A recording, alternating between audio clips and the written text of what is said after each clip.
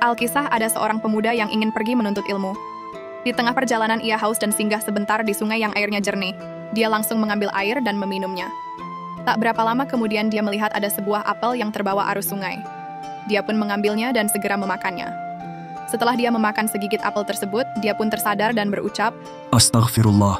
dia merasa bersalah karena telah memakan buah apel milik orang lain tanpa meminta izin dahulu terhadap yang punya. Apel ini pasti milik orang lain. Lancang sekali aku telah memakannya. Aku harus menemui pemiliknya dan menebus apel ini. Akhirnya dia menunda perjalanannya menuntut ilmu dan pergi menemui sang pemilik apel dengan menyusuri bantaran sungai untuk bisa menemukan tempat sang pemilik apel. Tak lama kemudian, dia sudah sampai di tempat si pemilik apel. Dia melihat kebun apel yang buahnya tumbuh dengan lebat. Dia pun menuju rumah pemilik kebun apel itu dan mengetuk rumah tersebut. Assalamualaikum. Waalaikumsalam. Jawab seorang lelaki tua dari dalam rumahnya. Pemuda itu kemudian dipersilahkan duduk. Dan pemuda itu langsung menceritakan segala sesuatunya tanpa ada yang ditambahi dan dikurangi. Bahwa dia telah lancang memakan apel yang terbawa oleh arus sungai. Apa harus kutebus harga apel ini? Agar engkau ridho apel ini aku makan, Pak Tua. Tanya pemuda itu. Lalu Pak Tua itu menjawab, Tak usah kau bayar apel itu.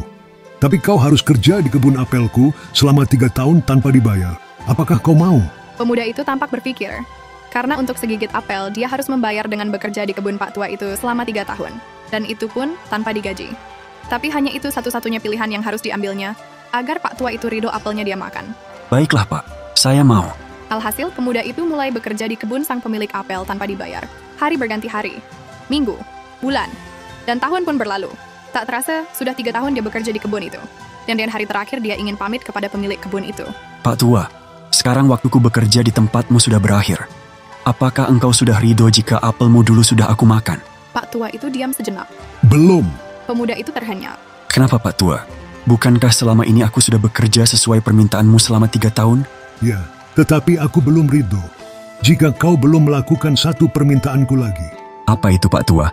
Kau harus menikahi putriku. Apakah kau mau? Ya, aku mau. Jawab pemuda itu.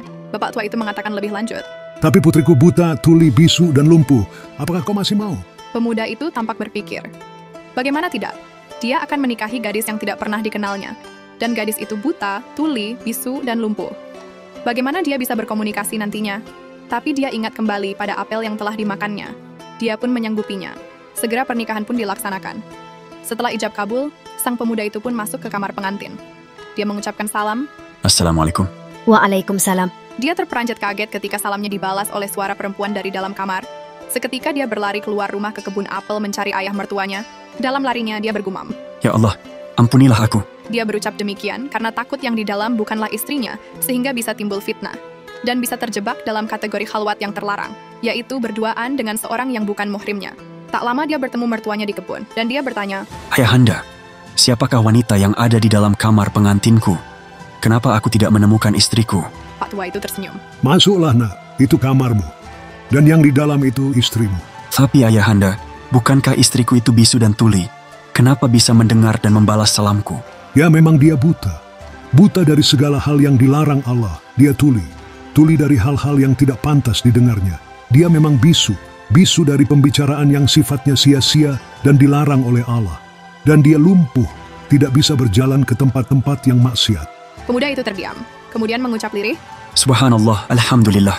Dan akhir cerita, mereka pun hidup bahagia karena cinta dari dan kepada Allah.